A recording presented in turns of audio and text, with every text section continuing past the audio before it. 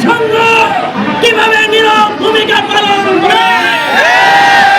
এবার আপনাদের কাছে প্রশ্ন, আজকে সৌদি আরব থেকে শুরু করে বিশ্বের বিভিন্ন উন্নত দেশগুলো যখন তেল বন্ধ করে দিবে, তখন নেতানিয়াহু লেজ গুটিয়ে দিতে বাধ্য। রাসূল সাল্লাল্লাহু আলাইহি সাল্লাম বলেছেন, কোন মুসলমানের পায়ে যদি একটি কাঁটা বিঁধে, তাহলে অপর মুসলমান সেই কাঁটাটা অনুভব করবে। ফিলিস্তিনের মুসলমানরা মার খাচ্ছে, পবিত্র মাহে রমজানের সময় তারা গাছ দিয়ে ইফতার করেছে। বাংলাদেশের মুসলমান মসজিদে খানকায় বসে থাকি, তা হতে পারে না। যদি আমরা নিশ্চুপ থাকি, তাহলে আগামীতে ফিলিস্তিনের মতো অবস্থা আমাদেরও হতে পারে।